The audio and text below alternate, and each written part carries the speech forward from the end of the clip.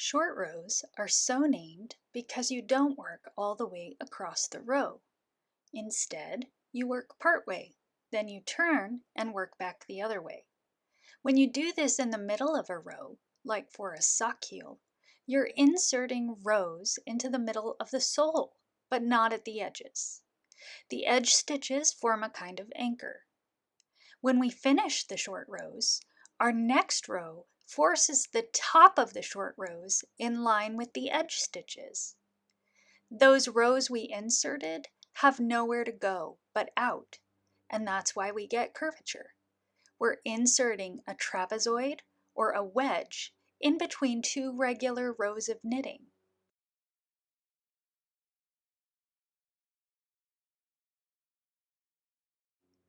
In this pattern, we wrap and turn at the end of each short row.